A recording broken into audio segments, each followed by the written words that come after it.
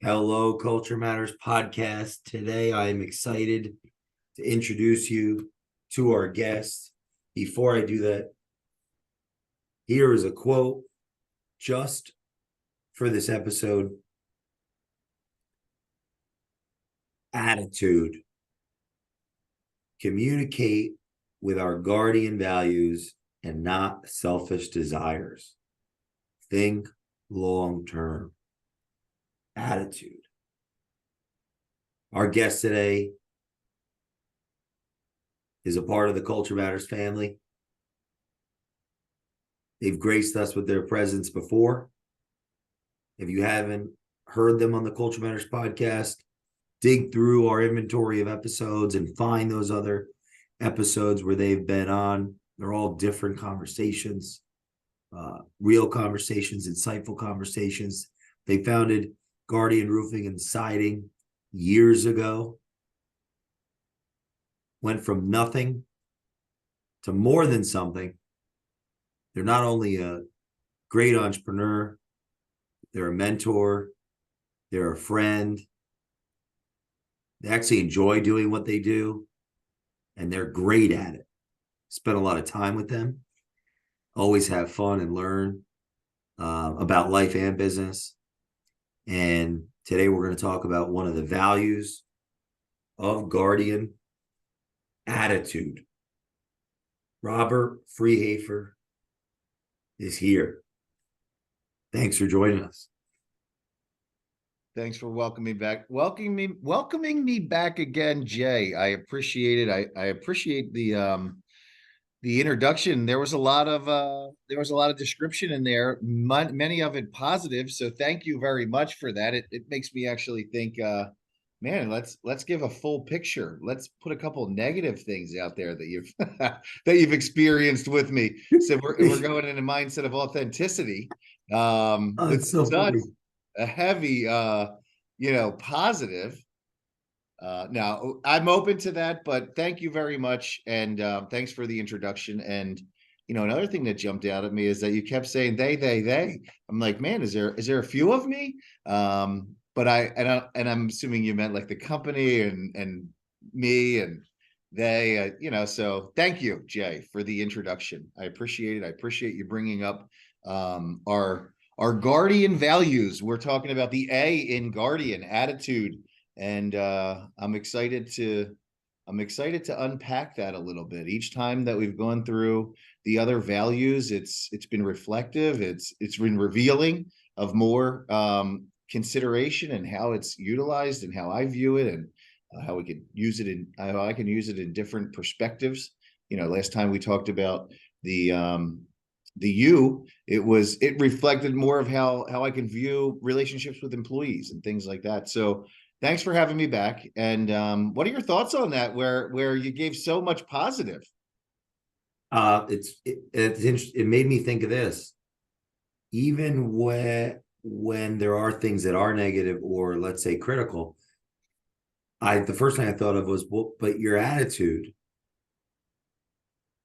is positive, constructive, and then that coincidentally fits with this value. That's what came to my mind. It's like, and then I laughed because I'm thinking, wow, imagine I did some of these podcasts where I introduce people negatively. Because I really love the introduction. I want to show the spotlight on the people that come on the show. I put a lot of effort into thinking, how can I share vulnerably how I feel about the guests? And then I was laughing because when you mentioned the negative, I'm like, imagine I did episodes where I really focused on the negative elements of people, and that would just be really messed up. So yeah, that's why I was laughing, even if the audience can't see that. But to answer your question, let's put some, when you said let's put some negative things in there, I thought even the things that I could highlight that could be considered negative or critical, your attitude, knowing you, makes those things positive, because there's an attitude of growth, attitude of openness. Do you think that's been foundational in this journey of building Guardian in your career, that attitude of getting better? So simply from a standpoint of business generally, when you talk about foundational, my mind goes back to the start of the company. And that's what comes to mind with foundational. And in that moment, in that time, I do believe that everything that was getting done was to make better from a logistical standpoint of business, like make the website better, make the flyers better, make the wrap better, make the truck wrap better, make these things better. So yes, I believe that foundationally that was the mindset. I don't believe it was a similar thing that you're referencing when you say like, oh, you're meaning when you talk about me, that my attitude is about making things better, improving growth. I think that's been something that's really gone on over the last, say 3, 4, 5 years, that the concept of self-awareness and the way that I navigate in the business and the people that are around me and how they navigate things. So I think that not from a foundational standpoint from the beginning of the business, but it's definitely this attitude of growth and getting these better, making things better is a high priority in the recent years. What does it mean to communicate with our guardian values and not selfish desires? So, just to break that down a little bit, right? So communicate is going to be many, we hear like, oh, you have verbal communication, your body language, a picture speaks 1,000 words, right? And, all these different things that we communicate through the way our actions, right? So things that just start flying into my mind are the way that we drive in a neighborhood, the way that we dress, what we wear, like what tools we utilize, how we conduct ourselves at the local convenience store. And I'm talking about from a community interaction and communicating to that community. Now, of course, it's our word, right? When we walk into an appointment or we meet with an insurance adjuster or there's a job that's going on, that's an external communication to the community, to our client or prospect. Then we have the communications to office, in between office staff and outside to inside and vendors and that level of communication. So there's so many levels of communication, especially with technology today and social media, website, review sites like Google, Better Business Bureau, all these different things, right? Like we have this opportunity to cast a vision, to portray ourselves in a certain light, which is interesting because even as you introduced me saying like, oh, this guy is this, and this, we have this opportunity to cast the vision and communicate. So it's all encompassing, right? But I do believe that the initial representation of the communicate is from the guardian or the sales rep to the client, but it is considerably more than that. But so then with our guardian values, well, what are our guardian values? Well, through the GUARDIAN, we've used that as an opportunity to start to put language or word, that written communication. It's up on the wall in the office. It's posted on Facebook. It goes out there. It's on the back of a binder that everybody has, that walks around with, that works with the company out in the field. So, we're communicating these things in the different mediums that we have available, what the values are. So in a sake of time, I'm not going to break down what every value is that we have, and they're not all represented through the G through N, but they are. Then we have our mission, and we have what we talk about on a regular basis, how we talk in meetings and things like this, and then the breakdown of how a demonstration with a client, setting expectations. So that being said, we communicate through all these different mediums with our values or through our values, or our values are communicated through the medium. And then the next part is, and not selfish desires, right? So that's a very interesting part of this, because as individuals in the company, we have our own view of things. I have my own view of everything that goes on in the company in a given day, week, month, year, season. And I may have some selfish desires that come up. I may, very simply, and this is an easy one to say because I may see like, all right, if the guys, the installers aren't wearing the proper shirt, I have a selfish desire for that to happen. I want that installer to have the proper shirt on. And it could be the reason it could be like, all right, he had a sweatshirt on, he took it on, he just has his t-shirt on. And nobody even saw it or confronted, or he didn't even think about it. Who knows what it was? The wash didn't get done that day, so he's wearing his undershirt, right? Like, so all that being said, I have to be open to understand not just my selfish desire, like, hey, get that shirt on right now, which that can be communicated through like, hey, it's standing holding a shirt up from the ground for somebody, like smiling and waving. That's communicating through the value of compassionate understanding, the right timing and medium to talk about something. Like when he's way up on the roof and there's compressors running and noise and all this stuff going on, that could be misinterpreted through or the other option is to walk up there with and say, here you go. Thanks so much. And then at the later time, like talk with management. What happened? Why wasn't this shirt? Why didn't they have it? What can we do to prepare so there's extras on site? Again, small, very minimal thing, but to me, it's my vision. It's my desire to have that going on because it's a representation. I'm communicating through the neighbors that are around that job. Like this is a uniform, through all the different things we do in production side. This is a well-oiled machine that has systems and processes, and we represent the brand well. And this is what you can expect at your home. If you call us, you're going to get that. People that are showing up in matching shirts and looking like everything is perfectly, in synchronization. So everybody's got a job. So that being said, that's a simple one. It just happened this week, right? Literally Wednesday or something that it went on, and I had to navigate that. Right. And there's the other side of it that, I could be bullying and like assumptive and, accusational and feel that nobody cares. That's what resonates to me when I think of selfish, right? Like resentful and creating these narratives in my mind when it's not really the case. Usually, typically that is not what's going on. And that's my own stuff.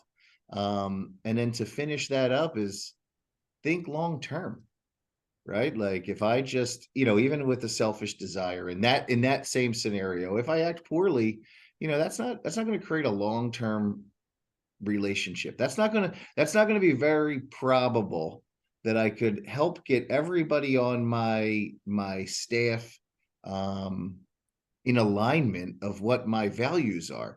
It's going to be a resentful ask or a resentfully getting done task if I'm handling it negative. That's my perception of it. And so that's one scenario where this could be enacted. Another one that really, and I think that was motivational in this is dealing with the clients, helping our clients out. Like we don't know what's going to happen. There's so many things that we as a company, we as guardians that are out there helping, and there's so many things we have to put the work in first. And it's like a paradox. Like if I only do what I think is good for me, it actually, I believe, will create less business, less opportunity. But if I do all the things and we do all the things that are helpful and we become vulnerable, we take risk of doing work with no payoff. I found that it consistently has paid off significantly. So that's another action of this attitude breakdown, this value. So yeah, that's a little monologue on how I view this attitude value, how that's lived out. What about the combination of A and U and G? Because we've gone through G and U and A. So if you were to combine them, what are some things that come to mind? So just for the listener, so they understand what is G, U, and A. Bear with me 1 second so we have it clear.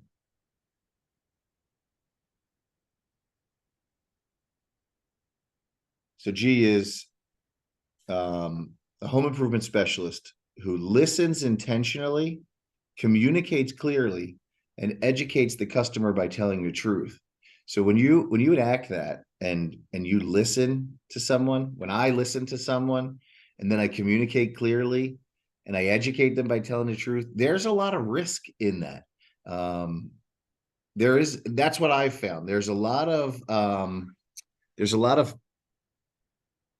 you might end up, and this is what we talked about a little bit in when we talked about G Guardian, is that somebody might not be a good fit, or it may be revealed that we're not a good fit to work together. So you might lose the opportunity to work together. But in the big picture, when you tell the truth, you're creating an atmosphere of the good fit, the client that's in alignment with you. So the you is unique, right? Every customer is different, and that makes them special. And we serve to their needs and create win-win relationships. So again, we've talked about that, where not always does that mean a win-win is that we're doing business together. There's many other wins that can come out from that. So then to bring that into the attitude, when we're communicating, when we talk about this, communicating clearly, we're listening to them and we're serving to them. So when we're doing all these things for the client and for ourselves, this is a two-way street. This is helpful for the guardian that's working with a client or insurance company or whatever the thing is that they're overseeing a production, whatever is going on. When these values are enacted, this is, again, it's all based off of our time together, your shadowing experience of seeing how I act in the field, and then putting it to word. These easily they all run. There's a vein that runs through all of these values, that they support each other. So in that scenario, that's the GUA at this point, and how they can be supportive. What's been the feedback from the guardians in regards to the values? Yeah. That's a great question. You asked a question before, like, how have these values been helpful for leadership accountability? So this is a little bit of a different phase of that, when you say, what is the feedback from the guardians? And it rises up a little bit of responsibility, or not to just blanketly call it like an insecurity on my part, but maybe a missed opportunity. And we've talked about this in the past videos, that I've only been using the medium of these values to a small degree, because it's new to me, right? So it's been on the wall and I've been communicating, I've been living them, but I've only been pointing back to them and utilizing them for explanation and teaching moments and things like this. So there hasn't been a lot of feedback from the guardians. There has been some, but there hasn't been a high volume of these things. So, and I take that as a reflection of myself, and how am I utilizing them? How am I bringing them into the language of our meetings or our communications? And it's been minimal. I'll say I have done it, but it's been minimal. And so I don't have a lot of great content to respond back to that question of how it's been, or what's the feedback been. I can tell you one time that I think I shared a picture of one of the plaques or the design onto a group thread that we have with the guardians and myself and some office staff, and whatever the word was, it was, could have been any of them, but let's just say it was attitude. It was attitude and something, and I may have been utilizing it like, oh, this is referring to something that somebody posted about, like in our thread or something like that. I don't recall exactly, but one of the reps put on like Webster's definition of attitude, for an example. And I had to navigate that, right? Like, meaning internally, I had to process that, because my insecure, selfish desires, were like, man, why is he doing that? Is he trying to undermine this thing? But I took some time and I thought about it, and that, and I processed it a little bit. Um, and ultimately that responsibility does fall on me to have clear education. Like, yes, I understand that this word attitude is not Webster's dictionary definition of it, but this is how our values are. Yes, we are redefining the word in the culture of what we are and how attitude impacts everything that we do. And but ultimately that responsibility rests on me, because if I'm not sharing the values through that type of a language, and I'm not looking to get somebody to like recreate their brain so attitude only means this.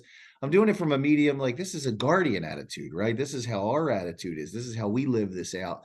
But it takes discipline, meaning it needs to be done regularly, and it needs clarity and education from leadership, which is me. So that being said, that's an example of how if I'm not sharing it, some things can come into the culture, which I would feel uncomfortable about. But it's a nice reminder. So thanks for the question. And it's another reminder that of the utility of these values, how I can not only live them out, but bring them into conversation, so I could potentially get more that would, solicit more feedback from the guardians. In theory, what could be the value of people recognizing them and attempting to abide by them? So, and I would say, outside of even theoretically, in practice, the action of leadership living out this is what has gone on in the past. Me, the other leadership in the company, existing or senior sales reps that are living out these values and having success, it's attracting the new guardians, the new employee, the new staff that comes in, that they'll want to then, okay, we'll live through this. And then we've had discussions. That's always what's going on in the business when you talk about like, oh, you've made it better. Like, what did you try to improve from a foundational standpoint, from growth we were talking about in the beginning? Well, there was a lot of conversations that were talking about ways we act, how we communicate our values, what we do, but it wasn't put to word like it is now. So the theoretical value, theory is that a word? The theory, or whatever, the value that you're asking, like what in theory could happen if these are more introduced. I believe that it will create more clarity for the staff to understand the value. The written word can give an opportunity for two people to have a similar understanding of an experience, which then, if they're in alignment with that direction, that creates a culture. Whether it's myself and a salesperson, or it's 7 salespeople on their own that all have a similar understanding of what the values are, that's going to start to then create this culture of these values. So the benefit theoretically of continuing to speak, utilizing that language, is going to be that everybody has a gauge. So as they're out there doing what they do every day, or they're communicating with somebody, or they're doing their actions, they'll have this this gauge internally that will help correct or give them a guideline of like, all right, I know this, right? If I communicate with my guardian values and not selfish desires, I'm going to think long term. Well, if they can listen to their intuition and they start to feel like something rising up emotionally, like I really want this to happen, and they can recognize that there may be a level of selfishness in there or fear that's rising up, they can then lean on for decision making of their action and what they're communicating, the value. So that will create action that can be experienced from the customer, from other staff, and the biggest value, the largest value that I've found through our work is the way that impacts my own personal life existence. when I live through sets of values that are, you know, I'm holding myself to that standard, and it's given me great experiences with my wife, my children, the business. And not that it's all super easy and, you know, rainbows and butterflies and feels good. A lot of times it feels uncomfortable, but then working through the uncomfortableness with the values in mind creates this, this meaningful, purpose-filled existence that I want to share with other people. Hence why we have written values, why then we can create success, then how it will impact their lives, and then continue to propagate. Another theoretical advantage of the written value is, if there, an example of this would be Christianity. You know, these things were written in the Bible however long ago. They were adopted. Now there's been different, you know, denominations that have aligned with certain values that break off, and they start doing their different little traditions that go on. But ultimately, the written word will then create a set of guidelines that then people can have a discourse on, potentially long after I'm involved.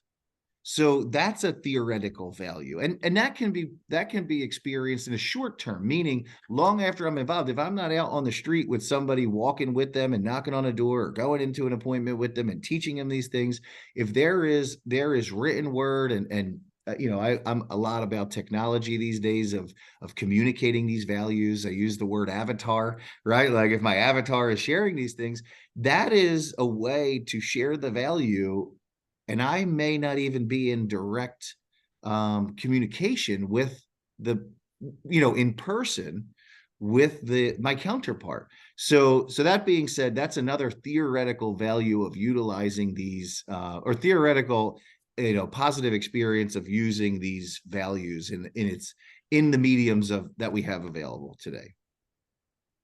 What if someone wants to work with Guardian, fastest way they can get in contact with you, and, or, you know? That's a great question. So, you know, I've always in the past, like, I'll give somebody my cell phone number, you know, have them call me. But I found that people are real easy to do that. It's not always the best medium, but that being said, I share out a link to our careers page on the website. Somebody says, "Oh, I was talking to somebody," so I share a link out on the page. But in the short term, because I don't have like a memorized link for that, it's like Guardian Story of Hair Careers / whatever, a text to my cell phone.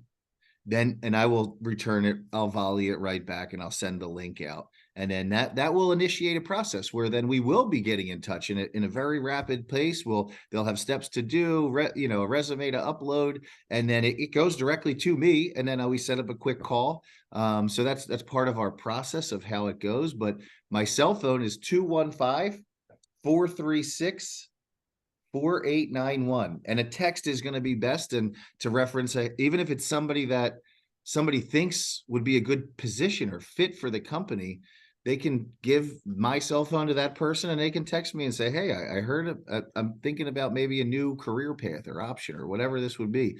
I love it. It's one of my lately it is, I really enjoy this opportunity to meet new people, listen to them, ask them questions, and it's something that I'm pretty comfortable to let somebody, I don't think you'd be a good fit here, or, you know, based off of whatever criteria, or to entertain more time spent and understanding to see if it is somebody that would be a good fit. So thanks for asking. Yeah, a quick text to 215-436-4891 at this time that's the medium that I have. I do see these things where people have these like little numbers. It says like text job to 55732 or something like that. You see it on the signs. I'm going to look into how to get that set up. So there's an automatic response, and the process gets started. But thanks for asking about that. I appreciate it.